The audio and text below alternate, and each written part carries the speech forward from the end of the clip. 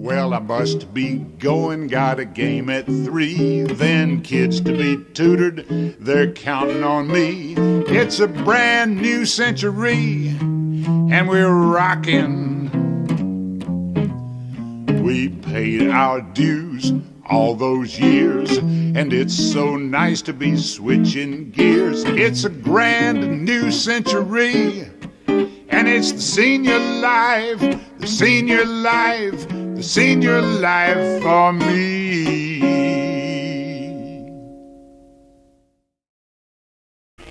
Welcome to In Praise of Age, the show for seniors by seniors. I'm Katherine Leith of the Orange County Department on Aging. And today we have Margie DeWoskin, who's a gerontologist and has been with Triangle J Area Agency on Aging for over 20 years. And she's going to talk to us on how to live well, the good life. Thank you for coming, Margie. Thank you. Look forward to hearing what you have to say. I know you've done a class and it's been so well received by people. People have learned a lot about how they can enhance their personal lives as they grow older. Can you tell us what they can do for their personal well-being? Well, there's a lot of different categories, Katherine, that we touch in the class.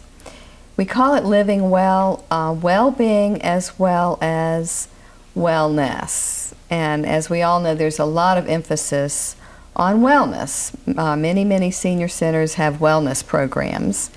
And in those programs, predominant emphasis is on physical well-being, and of course we know that's important.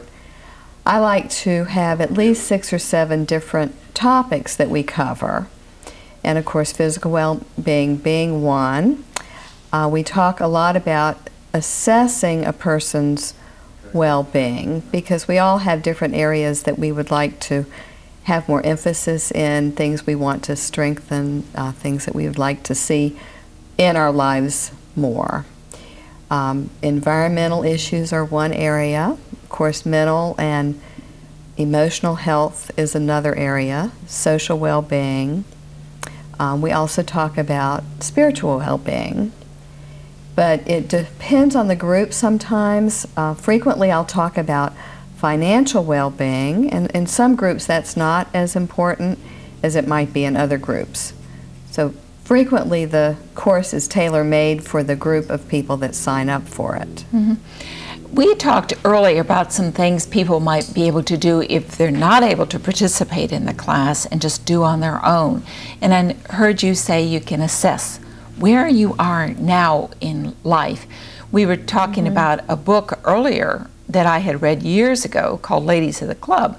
And the interesting thing is that the author took 50 years to write the book. Right. And I'm interested in reading it now, about 20 or 25 years later, whatever it is, that I'm in a different stage of life. Mm-hmm. And likewise, it happens in all of our areas of life.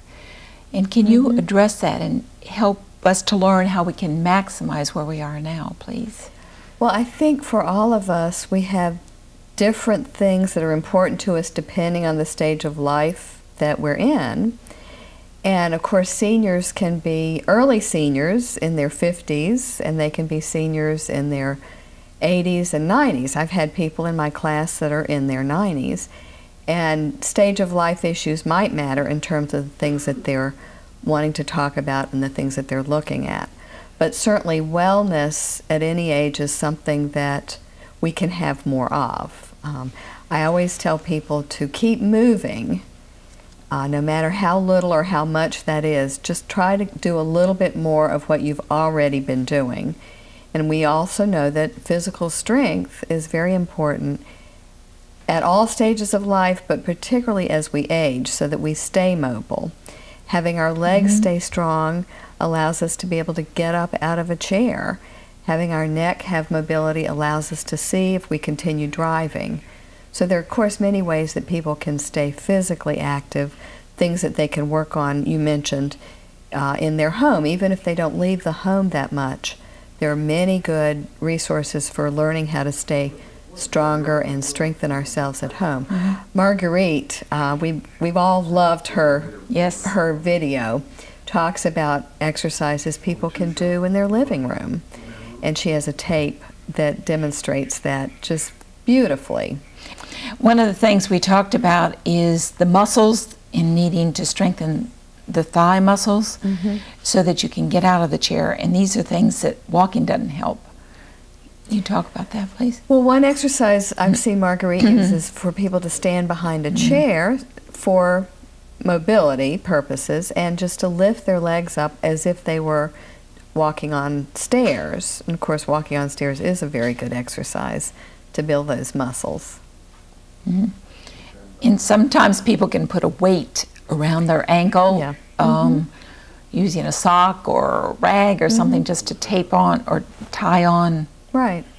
Something to give it a little extra, even a can. And some people then increase the can size as they go on. And we want to emphasize too that just doing a little bit more of what people are able to do makes a big difference. Some people can barely walk to their mailbox, but if they make a point of doing that a couple of times a day, increasing a little bit each time, it will make a difference in strength building. And if they have a companion, even to talk to on the phone and say, how did you do today? Right. And then they can report to each other, and that gives encouragement, as you said, without even leaving the house. Exactly. And another tip we were talking about that I need to do more personally is to just do things during the commercials. The commercials are trying to sell us things anyway, at least I don't know about you, but I don't need them. And just to take that time, and it's a short period of time, but then to get up, move, whatever it is. So much is incremental and gradual. You know, we can lose things gradually and we can build back gradually. Right. That's a good point. And don't give up. Exactly. It may take longer than we think, but don't give up. That's great. I know you said that there are 4 predictors of happiness. Do you recall what they are? I do. Several years ago, author David Myers, a psychologist, wrote a book on happiness, The Pursuit of Happiness, and he demonstrated in his studies that there were 4 components in people that said that they were happy, reported happiness. And the first one is a high sense of self-esteem, and I think that would sort of be self-evident. People that feel good about themselves would report that they are happier with their lives and with themselves. And another one in our culture is being outgoing.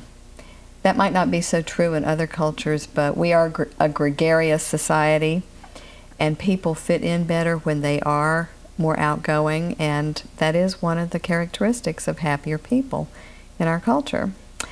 Optimism is yet another one. People that say they have an optimistic attitude and live life expecting good things to happen also are happier people. And the last one is having a sense of control over our lives, being able to be in charge. And sometimes that's not in major ways, but just a sense in locus of control is very important for people. Can you give an example of that? Well, I think years ago when they did the studies in nursing homes to show that when people had a choice about what to eat, when to eat, when they had more time choices, they felt more content in their setting. I think that's a pretty good example. Just being able to make some choices, no matter how limited our schedule or our environment may be, is very important to people. And also it's important to remind people, and we hear this so often about physicians and so forth, they may be looking at the arthritic knee or whatever it is and say, I'm a whole person, you know, the whole, what's happening the rest of me, or to keep that in mind. The waiters who may not be looking at us, may be looking at the companion. A lot of us have experienced that. If the companion is younger than we are, they look at that person and say, hey, talk to me directly. And that is communicating and helping that person as a reminder, but also, as you said, helping take control. Right. So that's good. And the gregariousness, I thought, was interesting, because I think it's often hard for people to do, but if they get out and do it, I'm sure you've had a lot more experience with that. Well, I think some people are just naturally more outgoing than others, And we expect it in our culture. We really do appreciate people that are much more out there. Some people have to practice it more than others. But a part of that, too, is having a social network.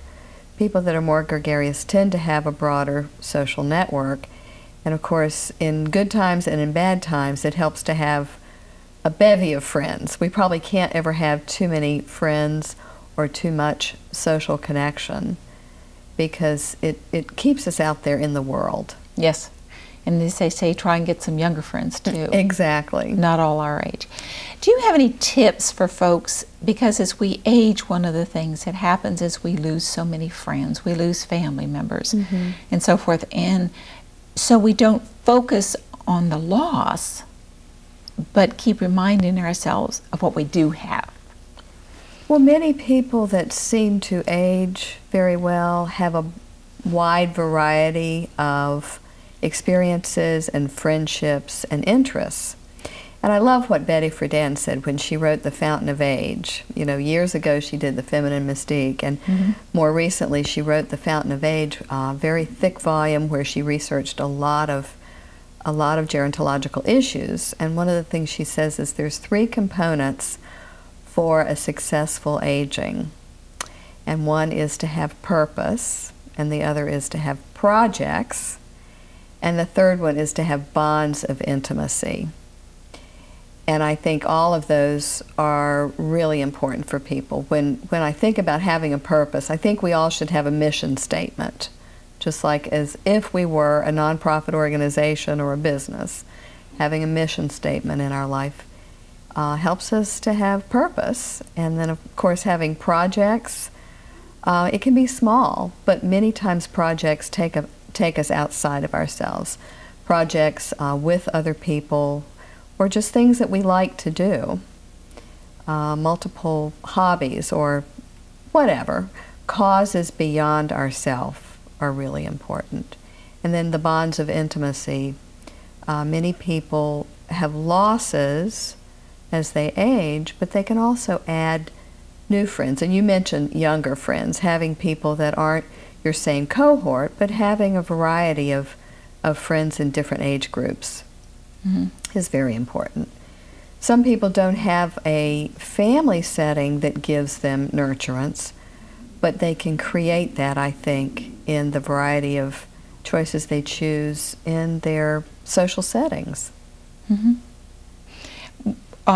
Earlier we were talking too that what we can do maybe physically has changed as we age. And I remember reading about a man who I thought was so wonderfully creative. He thought, well, there are a lot of latchkey children. And he called the schools and he said, do you think there would be any who would just like to talk? Now, whether that can still be done in today's society, I don't know. So then children would call him. He may not have met them. And a lot of times they confided in him, as well as they had a purpose. He had a purpose, and it was wonderful. And as the children grew older, they said how much they meant to him. I think that's a good example of people being able to give of themselves, whether it's listening, whether it's, you know, connecting with a younger person. Excellent example. Right, and not focusing on what they did in the past, but what they can do now. And how they can help someone else, too. And I'm sure that they felt just as helped as the child did. That's right. I know a number of people have asked, is there anyone who knows how to knit? Younger people, so that might be something that particularly women who know how to knit or crochet could pass on. What about the environment? Space and stuff, as we say. Yes, we call it space and stuff. Well, most of us have too much stuff. I think many people will say that. And when we go through an assessment in the beginning, some people will say, I just don't have time to do these other things because I have all this housework, or I have this big upkeep in my yard, or I have, you know, this, that, and the other. And a lot of times it's because we tend to hang on to stuff. We hang on to too much stuff sometimes. People say they feel freed up when they start divesting themselves of stuff. And a lot of times that's not until they're going to, as we say, either downsize or right size. And that's the point usually when people will decide, I'm now going to start getting rid of some of my stuff. But I've heard people just remark again and again how much freer they feel without so much around them. And a lot of times it's clutter. It may even be things they love, but they have a lot of it. And you know, that may even be true of our money. There was a book written called Die Broke several years ago, and the authors, who were financial advisors themselves, said that we clutch on, we hang on to too much stuff, including too much of our money. And their recommendation was to be very planful, but to start giving away some of your money so that you can enjoy the joy other people might get from it, whether it's to your causes, to the things that you've believed in all your life, and or to your heirs. But you know, get some joy out of getting that out of your life now too, so that you can see the joy that others might receive. Yes, I was talking to a woman last night who had given her daughter some of her things, and she was saying this table was mine and so forth. Well, now she sees it in her daughter's home, which gives her joy, and the daughter loves it, having it. Now, what about people who don't have children who want their things, and they may have had them in the family for a while, or they're things that they have memories associated with? What can they do? Well, I've heard a friend of mine talk about taking photographs of things that they have treasured so that they can still visibly see them, but they don't have to have them around them. That can be true of plaques. Some people have a wall of accomplishments through plaques that they've gathered over the years. Some people have, you know, they've taken linens as their hobby, so they have a ton of those. Sometimes a picture of them is memory enough, and there's many ways to divest of our property. One way is to sell it through a consignment shop, and other ways might be donating to thrift stores and getting a tax credit. Sometimes people have friends that they might do like a holiday exchange with, where they only give things that they've appreciated and had in their lives, instead of buying new things. And then some people give some of their things as wedding gifts. Absolutely. To the new couple that's starting out, and so that and maybe put a little note talking about it, and then that will have a nice association for the people who are getting married. That's a good idea. And so that's another way to pass on the treasures. Excellent idea. One woman was telling me how she moved from a very large home to 2 rooms, and saying couldn't believe the burden that was lifted from her. Yeah. So you have some marvelous ideas. I particularly like one of the photographs, and then that's something else. You talked about mental health too. Is there a way people can tell whether they have the blues or depression? I've just gotten one of these light bulbs for my very small office that has the spectrums of the sun, because I don't have any windows, and I know I'm very light sensitive. Can you talk about that, or what people might want to be aware of or check with their doctors about? One of the things we do in the beginning of the session on mental health is we do an assessment around mood.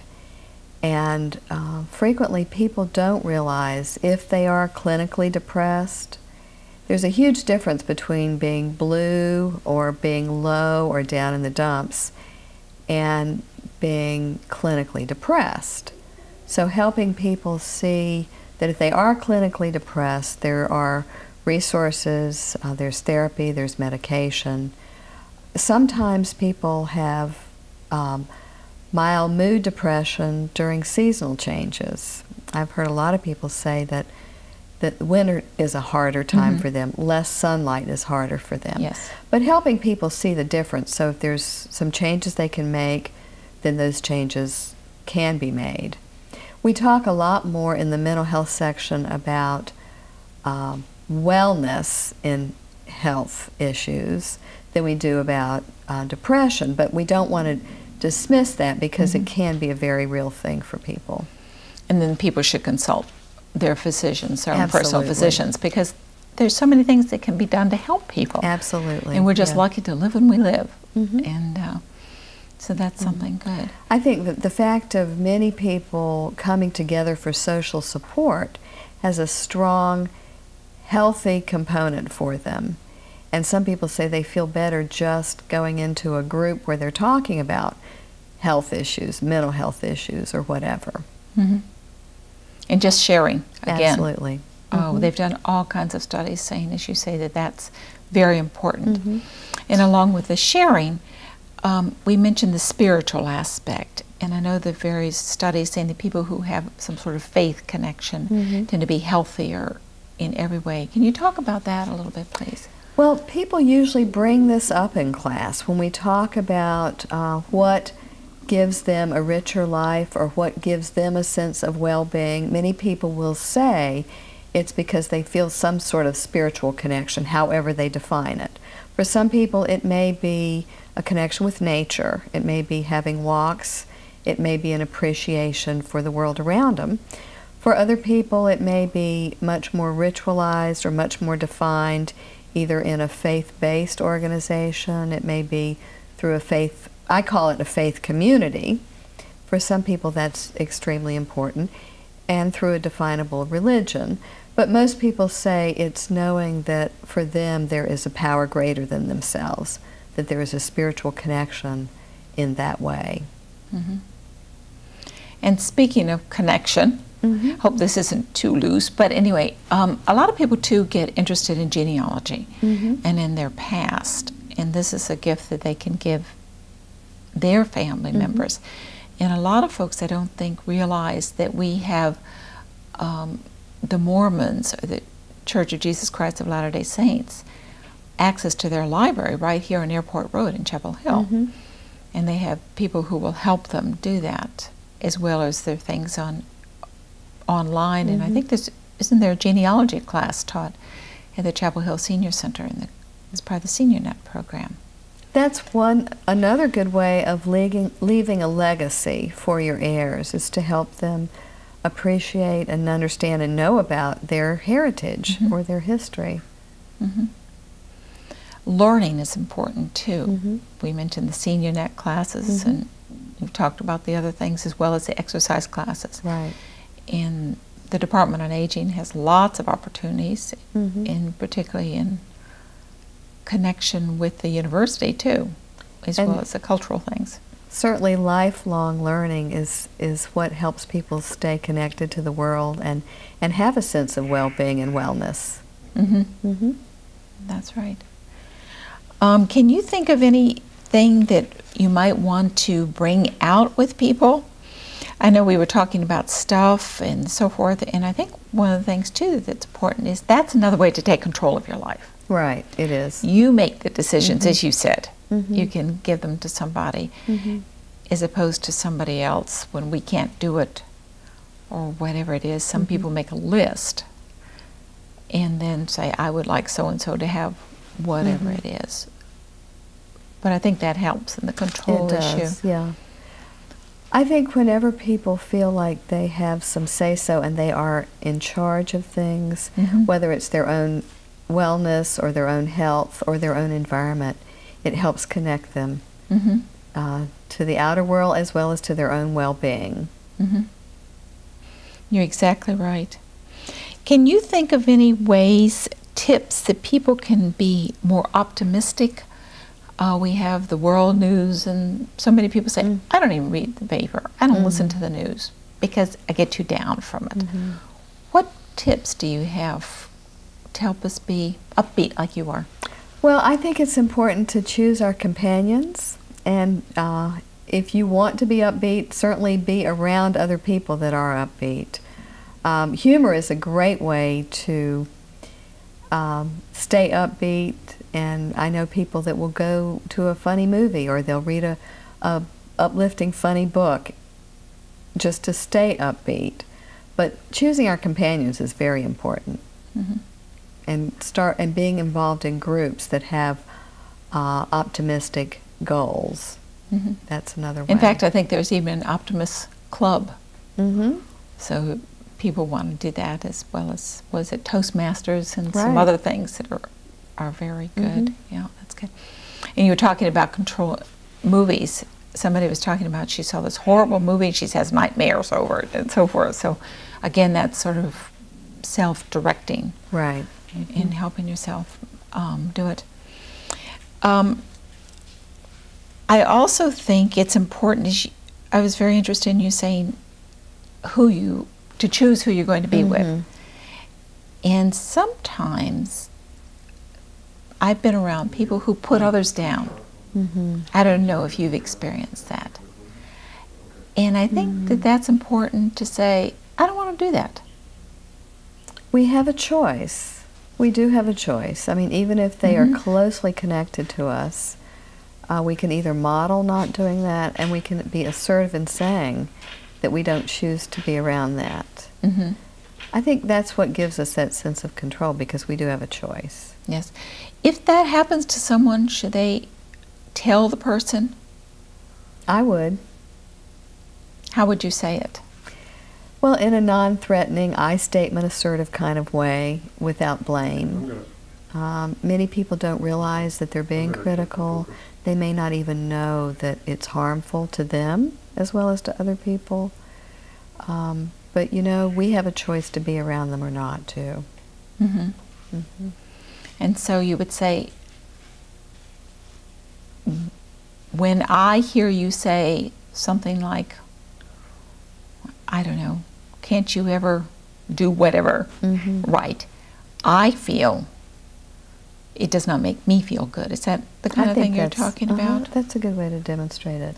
And so that could be someone, a grandchild, a child, a friend. It could be anyone. And then you say, I choose not to hear that or be around you because of that. I think so. Is that a good way to say it? It may be doing them a favor. They may not have ever realized it or been told that. Well, Margie, you've certainly given us a lot to talk about, and it's almost like the road to happiness for all of us, and I certainly appreciate it. And can you tell us again what the 4 things are that would help us on this road to happiness? Self-esteem, optimism, a strong sense of control, and gregariousness. Well, I certainly appreciate it, and then also not only the tips on what these 4 things are, but how to get there. Thank you for coming, and I certainly appreciate it. There's a myth going round town that when you get older you just sit down and start rocking, just rocking. In a way that's true, if you know what I mean. Just take a look at the senior scene. Well, it's rockin'. Yeah, it's rockin'. We're pulling our weight, learning the code, clicking our heels, sharing the load.